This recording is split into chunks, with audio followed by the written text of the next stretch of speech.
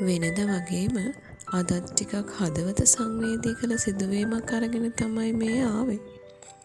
ඉතින් අවසානයේ ටිකක් බරපතල සිදුවීමක් වුණත් මේ දේවල් කිව යුතුමයි කියා සිතුණා. මොකද අනාගත පරපුර කෙතරම් අවිනිශ්චිත භයානක සමාජයකද මේ ඉන්නේ කියන එක හෙළි කළ යුතුව තිබෙන මොහොතක්. දරුවන් ගැන අපි හිතනවට වඩා සෙවිය යුතුමයි. ඉතින් අවසානයේත් එක් රැඳී සිටින්න. මේ අද සිදුවීම ගොඩනැගෙන්නේ 7 වසර ඉගෙන ගන්න ජනීෂා ගැනයි. මේ කියන දවස දෙවන වාර විභාගයේ අවසන් වුණු දවසේ හවස් වරුව ගැනයි. එදා තිබුණේ එක් විෂයක් පමණක් බැවින් දරුවන්ට විවේක කාලයෙන් පසුව පන්ති කාමර නැවත සකස් කරගන්න තමයි කාලය වෙන් වුණේ. ඉතින් මේ විදිහට පන්ති කාමර නැවත පිළිවෙල වුවත් 10-11 ශ්‍රේණිවල විභාගය ඒ වන විටත් පැවැත්වුණු බැවින් 6-9 ශ්‍රේණිවල දරුවන්ගේ ආරක්ෂාව වෙනුවෙන් විභාග දිනවල කටයුතු කළ ලෙසටම ගුරුවරුන් හට වගකීම් පැවරුණා.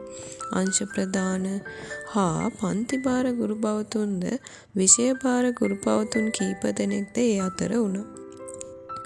දරුවන් පන්ති කාමර නැවත පිළිසකර කිරීමෙන් පසුව තම තමන්ගේ පන්ති කාමරවලට අදාළ ගුරු භවතුන් සමග සිටිය යුතු වුණා.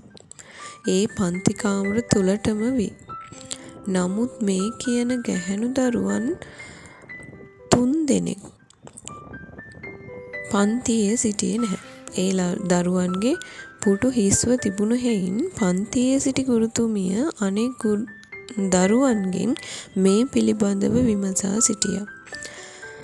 ජනීෂා එයාගේ යාළුවෝ දෙන්නයි ජනීෂාට වමන යනවා කියලා වොෂ්රූම් එකට ගියා මැඩම්. තවම ආවේ නැහැ. මේ විදිහට තමයි ගුරුතුමියට පිළිතුරු ලැබුණේ. සැනකින් ගුරුතුමියට මේ ගැන සොයන විට දරුවෝ 3 දෙනා එයාලගේ පන්ති භාර ගුරුතුමිය ළඟ බව දැනගන්නට ලැබුණා. පන්ති භාර ගුරුතුමිය සමග එතුමිය ඉදිරි ක්‍රියාමාර්ග ගැනීමට කටයුතු කර නැවත සුපුරුදු කටයුතු වල නිරත වුණා. එදා දවස ඔය විදිහට ගෙවුනද ඊළඟ දවස උදා වුණත් 10-11 ශ්‍රේණි සඳහා විභාගය පැවැත්වූ හේයින් 6-9 ශ්‍රේණි සඳහාද පෙර දින සවස පරිදිම ගුරුවරු එන්නුණු අතර පිළිතුරු සාකච්ඡා කිරීමට තමයි පැවරුණේ. ඉතින් ඔය කටයුත්ත ඒ අයුරින්ම සිදු වෙමින් තිබුණා. ලැබුණු විනාඩි 10ක විවේකයත් පන්ති කාමරයේම දරුවන්ට ගත කරන්න සිද්ධ වුණා. ඉතින් මේ විනාඩි 10 ජනීෂයි එයාගේ යාළුවයි වොෂ්රූම් යනවා. ඒ අතර වෙනත් ළමයි දෙන්නේ ගුරුතුමිය අසලට එනවා. මැඩම්ට දෙයක් කියන්න ආවේ අපි. ඉතින් කියන්නකෝ. අනේ මැඩම්, ඔන්න අපි කීවා කියලා නම් මේක කියන්න එපා කාටවත්. එයාලා අපිත් එක්ක තරහ වෙයි. හරි ඉතින් කියන්නකෝ, මොකද්ද දැන් ඔයාලට කියන්න තියෙන්නේ? බය වෙන්නේ නැතුව කියන්නකෝ. මැඩම් ඊයේ මොකද වුනේ?